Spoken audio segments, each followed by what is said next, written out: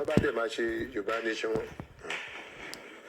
Èkó máa dá dúró ni torí àwọn ò lọ sẹ́ni rẹ̀ kọ́ lọ ṣe Yorùbá nation wọn.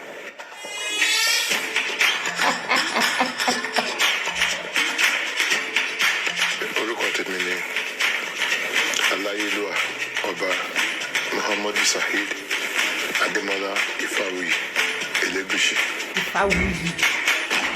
Ifáwuyì. Kò ń ṣe pé ọ̀rọ̀ pé bóyá mùsùlùmí aṣáájú kan ọ̀rọ̀ pé ta ló tọ́ ta ló lè ṣe ta ní fámú nígbà tí wọ́n ń kékeré Yorùbá nation wọn Èkó máa dá dúró ni torí àwọn ò lọ sẹ́ni rẹ̀ kọ́ lọ ṣe Yorùbá nation wọn. Hello, mo kíwá gbogbo ibikíbi tẹ́ bá wà tẹ́ tí ń gbọ́ mi àbí tẹ́ tí ń wò mí. Orúkọ tèmi ò yí padà rárá. Yèyé dára kó wé kókókó ó ní mò ń jẹ́. Ẹ̀yin èèyàn mi ọ̀rọ̀ ńlá rèé o. Ta ló lè kó àwọn wo gan ló ní Lagos State? Ọ̀rọ̀ ń bọ̀rọ̀ bọ̀ eégún aláré. Ọ̀rọ̀ ń bọ̀rọ̀ bọ̀ eégún aláré. You see, we talk am, we not talk am, we talk am. Ọba of Benin, ó wá s'Èkó. Ó wá físítì Governor Jídé Sanwó-Olú lọ́ba bá kí ìtàn bọlẹ̀. Lọ́ba bá ní Èkó kò sí lára má jẹ́ sọ nǹkan tí ọba of Benin ò sọ. Ó ní Èkó àwọn Benin ni wọ́n found ẹ̀ o. They are the founder of Èkó. Ṣé Èkó yàtọ̀ sí Lagos State? Ó dọwọ́ yín. Ẹ̀yin ni kẹ́ wá máa pín ire kẹ́ láre bí ọmọ Lálómí. Àbí ọmọ pín ire láre ìkan ò gbúdọ̀ ju kan lọ. Ṣé Èkó yàtọ̀ sí Lagos State? Àbí Lagos State yàtọ̀ sí Èkó? Ibo gangan l'Èkó? Ibo gangan ni àwọn Benin tí wọ́n dá sílẹ̀ tí wọ́n jẹ́ founder? Ṣé mo ipò tipẹ́ tí a ti wà lórí ọ̀rọ̀ yìí? Ẹ má bínú tí mi ò bá lè sọ̀rọ̀ tí omi ò bá gòkè lọ títí ó yẹ kó ti yé yín bẹ́ẹ̀. So bí mo ṣe ń sọ lọ ohun ọba Elegushi Saheed Elegushi Ifáwuyì òun lẹ gbọ́ yẹn o. Wọ́n ní kí ni o? Wọ́n ní tí Yorùbá land bá fẹ́ dá dúró tó fẹ́ gba Yorùbá nation. Wọ́n láwọn àwọn ò ṣe mọ̀ wípé ọba onífìlà funfun làwọn ní Lagos Island. Wọ́n láwọn ò papọ̀ mọ́ Yorùbá nation. Àwọn ò ṣe Yorùbá nation, àwọn ò tẹ̀lé Yorùbá nation. Àwọn á dá dúró ní tiwọn. Ṣùgbọ́n ọba Benin báyìí wọ́n ti sọ pé àwọn làwọn ní Lagos. Ẹjọ́ ibo lọba Elegushi wá fẹ́ fojú sí o. Tí Yorùbá bá ti gbogbo ọdẹ Yorùbá là tó bá tẹ̀ wá dá dúró. Tí àwọn Benin torí eléyìí tí ọba Benin wá sọ ìbáyìí lóòótọ́ o. Máa yìí ti sọ gbogbo ẹ̀ náà la máa tú pẹrẹpẹrẹ. Wọ́n ti ní láyé ẹ dá padà owó bàbá Ìjẹ̀bú. Òṣòdì ó ní dá padà àtú ìdébẹ̀ yẹn náà. Gbogbo ẹ̀ pátápátá ọ̀rọ̀ pọ̀ ń bẹ ọ̀rọ̀ pọ̀ núwé kọ́bọ̀. Ká tó lọ bẹ̀ ẹ jẹ́ sáré gbé nǹkan hàn yín. Mo fẹ́ kí a jọ wo fídíò yìí ni o. Mẹ́sẹ̀jì fún gbogbo ẹ̀yin ọba ilẹ̀ Yorùbá. Ẹ jẹ́ á wo bí gómìnà Èkó Governor Jídé Sanwó-Olú bí wọ́n ṣe welcome ọba of Benin. You see, this is exactly what we are saying. Look at the way Oba of Benin was honored. Look at the way Sanwó-Olú, honored Oba of Benin. Imagine, because this king, he doesn't, go out to parties, doesn't move from here and there, meeting with politicians, collecting money around from them. It doesn't do such. Imagine someone who have to leave his office to go and welcome Oba of Benin as he's coming down from his car. And after that, Oba of Benin walk into the office. Sanwó-Olú has to be on, imagine, look at him now. Sanwó-Olú stood up throughout. Sanwó-Olú stood up throughout for Oba of Benin. If it is Yoruba Obas. You know how they are now. You know how Obasanjo molested all Yoruba Obas because they will call him for money. Obasanjo said, when Obas come to me in my room, Obas used to lie down for him because of the money they want. Look at how Sanwo-Olu welcome Oba of Benin. But if it is Yoruba king, because the Yoruba king, they've disgraced themselves. Yoruba king, they've molested themselves. Yoruba king, they've degraded themselves. Yoruba king, they don't have a single value. Imagine how they destroy Yoruba tradition because of money. Where they call them, they will be there. Where they don't call them, they will be there. Imagine that. Just turn themselves to something else in Yoruba land. They don't allow people, Anyway, Oba Benin, welcome to Lagos State. I honor you as well because you are the real king we are talking about. You are the real king that don't leave your office and be meeting politicians and be collecting money, going to party every day by day. Oba of Benin, welcome to Lagos. Additional Fatai is welcoming you to Lagos.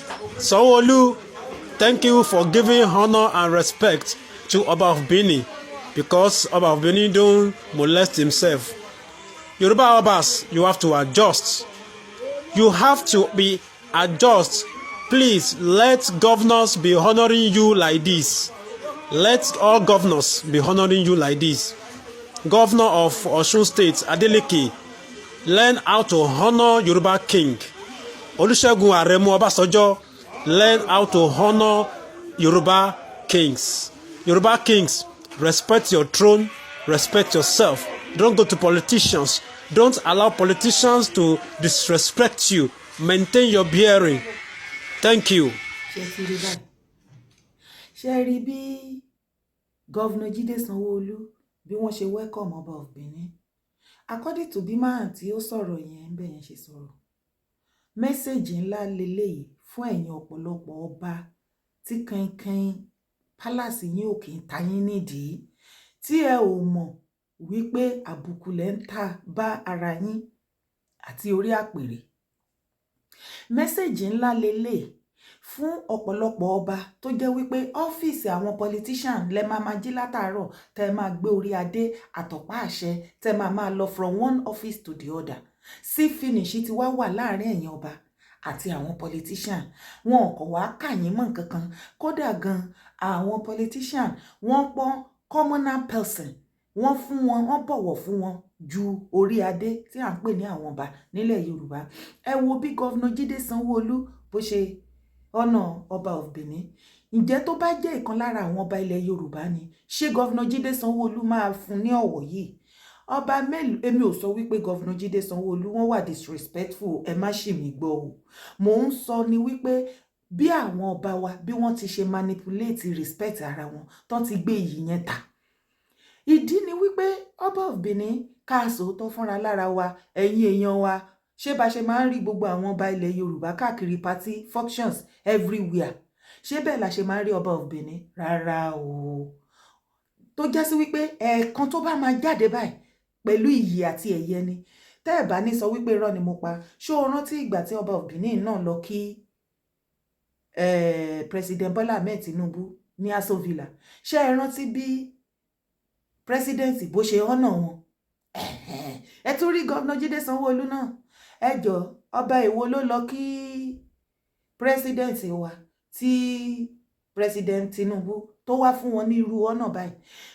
Ọba wo ló fẹ́ wá sí sí ọ́fíìsì Governor Jide Sanwo-Olu or any other governor tẹ́ máa rí tí wọ́n máa fún ní irú ọ̀nà yìí? Ọwọ́ ni à ń ṣe kìíní ó yá mọ́wọ́ ẹ wá pàdí tù pàdí sí finish don enter nígbà tó ti fi ra wọn wọlé.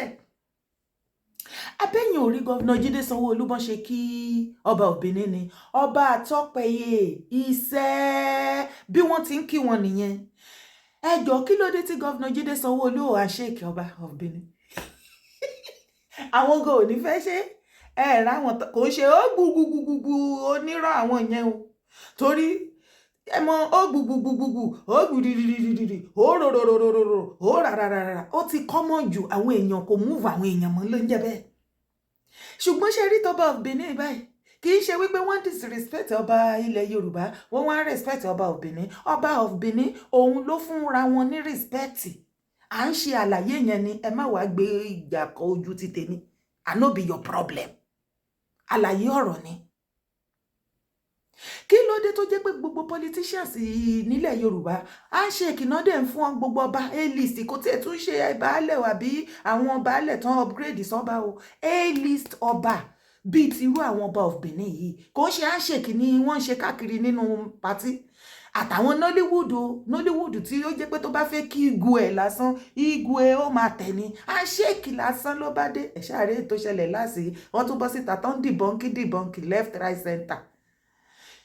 Kí ló fà á kí ló dé tí gọ́vnà Jídé Sanwó-Olú tí ò bá sí finish ń bẹ̀ tí ò bá jẹ́ wípé orí adé nílẹ̀ Yorùbá ó ti di rádaràdà ó ti di yẹ́lẹyẹ̀lẹ wọ́n ti bójú respect ìforí adé ìgbà tó gbé káwọn ọ̀pọ̀lọpọ̀ kábíyèsí yìí náà wọn ò pọ́nra wọn lé báwo lèèyàn ṣe fẹ́ pọ́n wọn lé àbọ̀ òrí ni kí ló dé tí gọ́vnà Jídé Sanwó-Olú ò wá ṣèkì ọba of Benin ó rí àwọn aláṣọ funfun tán tẹ̀lé àwọn aishif tán tẹ̀lé ni ó rí bọ́ ṣe bọ̀wọ̀ aṣọ yẹn gan funfun yàtọ̀ ó rí bọ́ yẹ dírẹ́sì ni kọ́ṣọ́ àwọ̀ ẹ̀ kì í ṣe paparazzi o be far from it kì í ṣe paparazzi ni wọ́n ṣe ń bẹ̀ yẹn o bí ọba of Benin bá jáde wọ́n máa ń jáde bọ́ ṣe máa ń ṣe nìyẹn bí ó ṣe yẹ kí bàbá wa Ọọ̀ni náà irú iyì tán fún ọba of Benin ó ló yẹ kán máa fún kábíyèsí Ọọ̀ni rìṣà àbí kí ló ní mo sọ o ẹ máa tún yí síbòmí ẹ̀yin lẹ́mọ̀ èmi ṣáà máa sọ tèmi tó àti ẹ̀wà amílẹ̀ ìta fẹ́ gbàgbọ́ ń bẹ̀ báyìí oníkálukú kàn ń sọ ti ẹni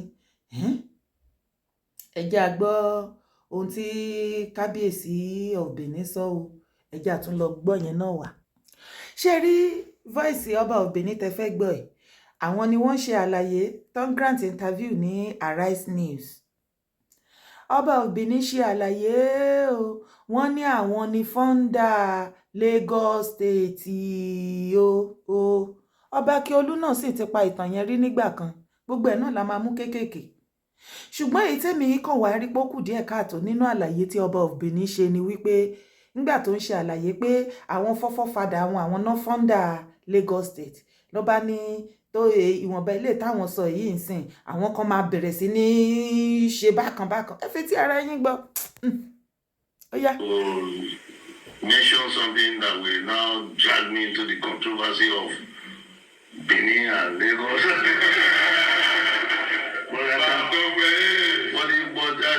I cannot help but saying that at least it is in history books that Benin founded Lagos.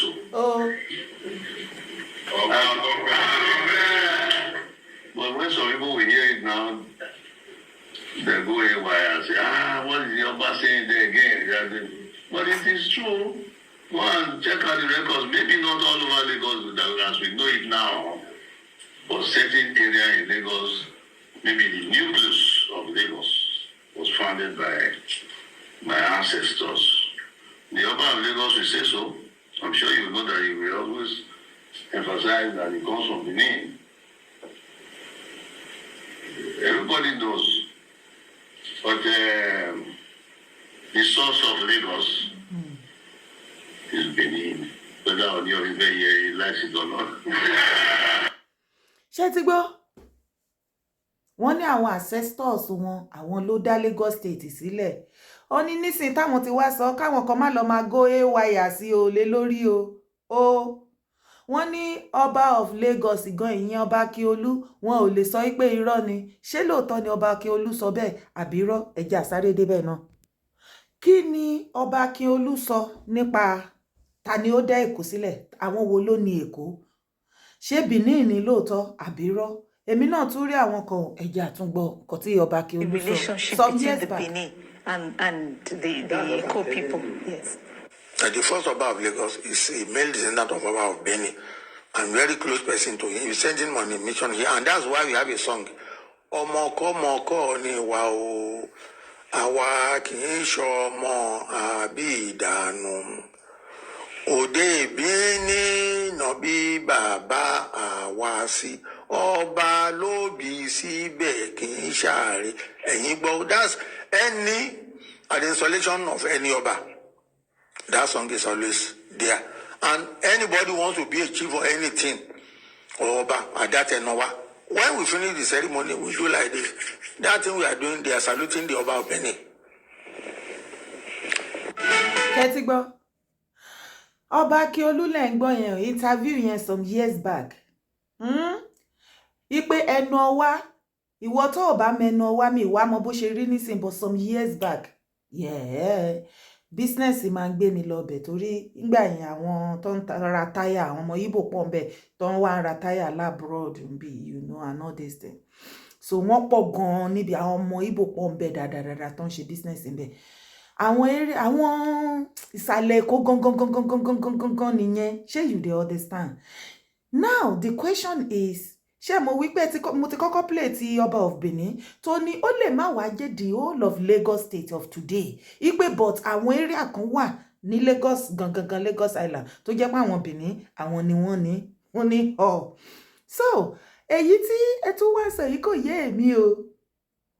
Àbí ó yé ìwọ ni? Ṣé kìí ṣe area ibi tí àwọn ọba Elegushi Saheed Elegushi tó jọba sí? Tọ́láwọn ò support Yorùbá nation àwọn fẹ́ dá dúró ni. Ṣé òun kọ́ ni àwọn ará Benin ti ń claim yìí báyìí? Àwọn wo gan ló tiẹ̀ wá lẹ́kọ̀ọ́ báyìí? Ẹ tiẹ̀ wá dúró. Ọba Elegushi, ẹ̀yin tèmi, ẹ bá mi pín fídíò yìí kó dé ọ̀dọ̀ bàbá wa Ọba Elegushi, Kingushi fúnra lára wọn. Wípé nígbà tí ẹ sọ wípé ẹ ò tẹ̀lé Yorùbá nation, bá wa dá dúró o. Tẹ́ ní ẹ̀yin fẹ́ dá dúró, àwọn ará Benin ti claim ibi tẹ́lẹ̀ fẹ́ dá dúró sí, a jẹ́ wípé kìí ṣọmọ Yorùbá. Ṣé kìí ṣe pé wọ́n á fi yín ṣe ní báyìí? Kingushi. Nígbà tí Yorùbá bá mú tiwọn, tí Benin bá mú tiwọn, àwa mọ ibi tẹ́ ẹ máa já mọ́ ni o. Bóyá lẹ máa jù téńté ní báyìí, ẹ̀yin téńté níyẹn lẹ fẹ́ dá dúró. Ọ̀tẹ̀ ò dá. Wọ́n ti bójú Kingushi jẹ́. Kingushi, àfàìmọ̀ kó má jẹ́ pé ibi tẹ́ ìjọba sí yẹn gan báyìí bí Benin ló máa já mọ́. Ẹ lọ ṣó ẹ ti dúró. Fìlà funfun náà lẹ ń dé àbí rọ́ ni mo pa ẹ̀yin èèyàn. Fìlà funfun náà ń dé o. Ọ̀rọ̀ ti sọ̀rọ̀ ẹ̀. Ẹ̀yin náà rí àwọn ọba àtọ́pẹ́yẹ iṣẹ́ ẹ̀rá wọn àìṣì fún wọn. Fìlà funfun yìí náà ni o, aṣọ funfun yìí ni. Ẹ má bínú Kingushi. Ṣé ẹ fẹ́ gba ilẹ̀ Yorùbá fáwọn ọmọ Benin ni? Torí kò yé mi. Àbí kẹ́ ti sọ fún wa wípé tí Yorùbá nation bá fẹ́ dá dúró ta ṣe tán ta gba Yorùbá nation tẹ́lẹ̀ support Yorùbá nation. Ọ̀rọ̀ yẹn ti yé mi. Ó dẹ̀ pé Kingushi ó fẹ́ fara mọ́ àwọn family wọn. Èyà. A jẹ́ pé side Benin ni yín nìyẹn o. Wàhálà Importable's voice kò máa dúró níbẹ̀ yẹn. Ibòmíì tún ti wà Ọba Olúgbò ó ti sọ̀rọ̀. Bí mi bá pè dáadáa ẹ̀yin tèmi lórí omi ń bẹ̀ ẹ má bínú o. Ọba Akírùntàn Obat Oil àwọn náà ti fi tán balẹ̀ o. Ẹ̀yin èèyàn mi ó lẹ́tìkẹ́. Ọ̀rọ̀ yìí ti lẹ́tìkẹ́. Egungun ti wọ ní ẹran ti wọ ní egungun. Bá ṣe fẹ́ mú egungun kúrò nú ẹran, a ṣe fẹ́ yọ egungun kúrò nú ẹran kúrò nú egungun, ó máa lẹ́tìkẹ́. Kò sí bá ṣe yọ ẹran kúrò nú egungun tá ò ní gé ẹran mégungun. Àbí ìyẹn náà pè láṣà mi. Anyway, Ọba Akírùntàn Obat Oil àwọn náà tún sọ Ọba Olúgbò. Wọ́n ní Benin Kingdom in Edo is Yoruba territory. Ẹ jẹ́ àgbọ̀ nǹkan táwọn náà sọ. Let the Ife identify their father first and foremost. Whether they are from Benin or they are from Mecca, Saudi. Ṣé gbọ́ nǹkan tí Ọba Olúgbò sọ? Wọ́n ní kí àwọn Ifẹ̀ kí wọ́n kọ́kọ́ identify ibo ni bàbá wọn ti wá. Ṣé láti Benin ni àbí láti Mecca? Ẹ jẹ́ àgbé padà kẹ́ tún gbọ́ dáadáa. Ó ti lẹ́tìkẹ́. Let the Ife identify their father first and foremost. Whether they are from Benin or they are from Mecca, Saudi, or Egypt, or from Israel. where they come from, they have to tell the whole world. If they come from Benin, because I have relationship with Benin, they are saying on the it was book they fucked them.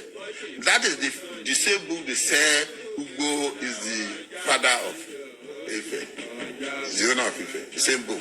I remain sign your obedient servants. Thank you very much. Oníkálukú kan fìtàn tí ẹ balẹ̀ wọn ní tọmọdé bá kan yẹn alẹ́ o àgbà fìtàn balẹ̀ ìtàn kan gbéra wọn léra wọn gbogbo àwọn ọba màná dẹ̀ ń kílèmù ilẹ̀ Yorùbá báyìí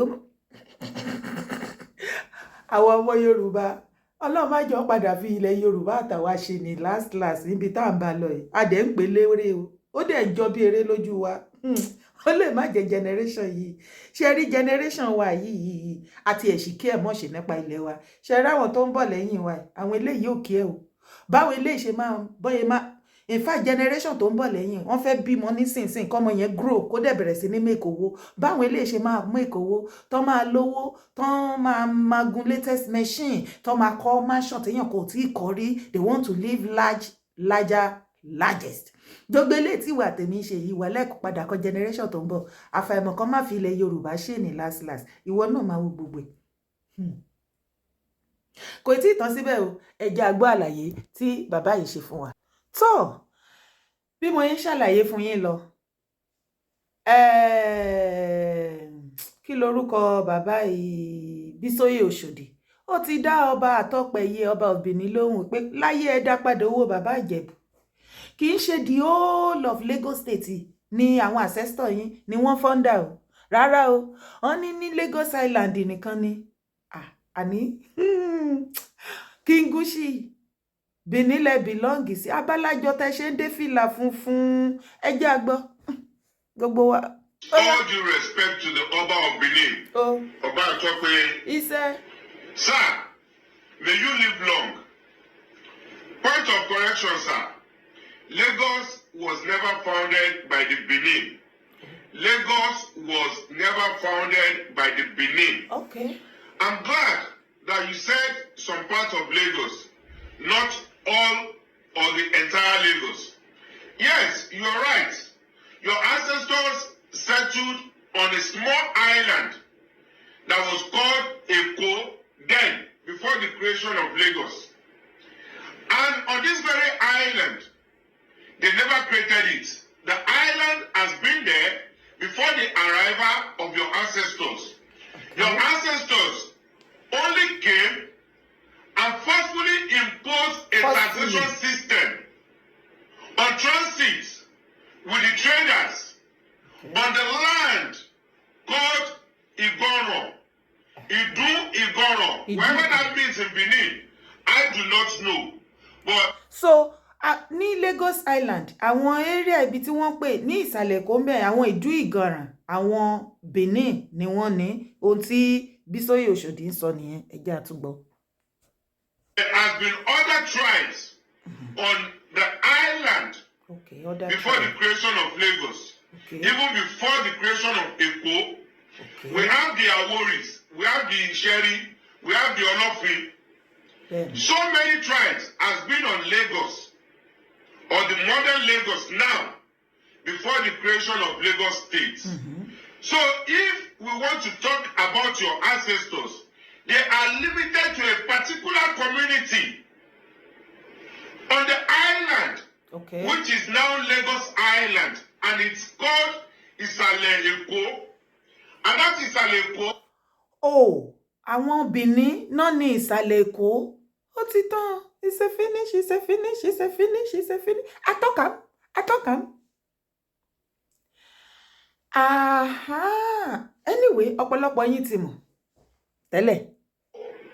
If you want to allude to the assertion of the Oba of Lagos, Oba Rilwan Aremu Akiolu, that said that his ancestors was traced to the Benin, yes, the man was right. If you want to talk about the Ashipas, the Olobukuteres, the Ados, the Erelukuti, they are limited to Isaleko, not Lagos in general. And that is where they have all their compound, and it's called Isaleko. So I will urge you, sir, to revisit Lagos and take a tour into the place that your ancestors settled, which is called Isaleko, not Lagos.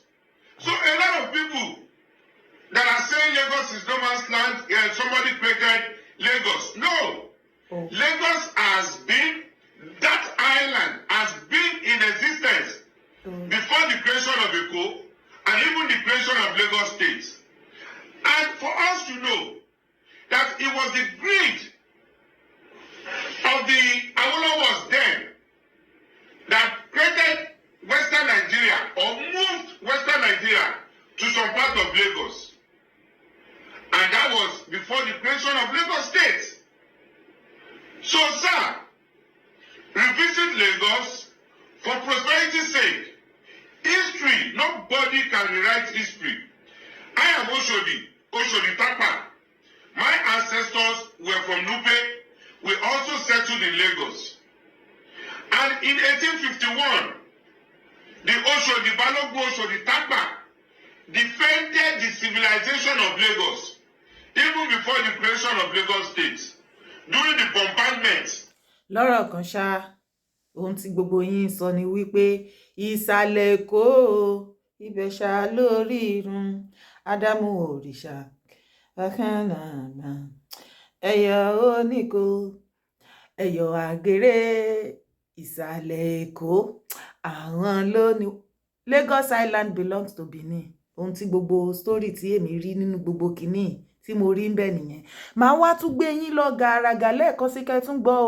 Ṣé ẹ mọ̀ wípé ọba Elegushi nígbà tó gbé ọ̀rọ̀ Yorùbá nation dọ́dọ̀ wọ́n láwọn ò support Yorùbá nation. Wọ́n ní tó bá di ọ̀rọ̀ Yorùbá nation, wọ́n ní Lagos State máa dá dúró ni.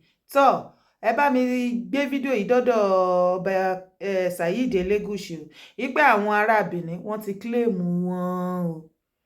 So tó já sí wípé àárín ní Lagos Island nìkan ni Elegushi ti lẹ́nu, kì í ṣe the whole of Lagos. Kingushi ní Lagos Island nìkan lẹ lè sọ wípé ẹ̀yin nìkan o ní Lagos Island yẹn o, láàrin yín níbẹ̀ yẹn o, ẹ̀yin o bá àwọn ọ̀dà Yorùbá land tó kù ṣe, tó já sí pé not the whole of Lagos. Tí Benin bá ń sọ wípé àwọn làwọn founder Lagos State, ohun tí wọ́n gbogbo story tèmi rí ni wípé wọ́n jẹ́ kó yé ọba of Benin wípé ní Lagos Island nìkan ni wọ́n ti rí wọn, ni wọ́n founder, kì í ṣe the whole of Lagos. Lagos ti fẹ̀, ó ti fẹ̀, ó yá máa sọ, ó ti fẹ̀, ó ti fẹ̀. Jẹ́ n tó sáré gbé ẹ débẹ̀ lẹ́ẹ̀kan sí mo wọ́n pé kì í tètè gbàgbé nǹkan, ẹ kì í tètè rántí nǹkan, àbí báwo náà ṣe sọ ẹjẹ́ àgbọ̀. tó bá dẹ̀ máa ṣe Yorùbá nation wọn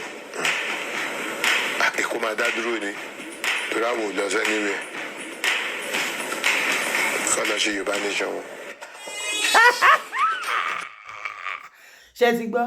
Ó lè kó máa dá dúró ni, àwọn ò lè ṣe kí ni, àwọn ká lọ máa ṣe Yorùbá nation wa, àwọn ò bá Yorùbá nation ṣe. Tó ọba Elegushi ẹpẹlẹ ti yín o, so ẹjọ́ àárín yẹn náà lọ lẹ fẹ́ dá dúró. Àárín yín yẹn bí ó ṣe ṣàlàyé yẹn, àárín yẹn nìkan lẹ fẹ́ dá dúró, ẹ ò lè dá dúró. À ń fi yín ṣèní bóyá fún Benin, àwọn ọmọ Yíbò ajá tí wọ́n bẹ̀, àwọn Nupe ajá tí wọ́n bẹ̀, àwọn kí ni King Saheed Elegushi ń sọ?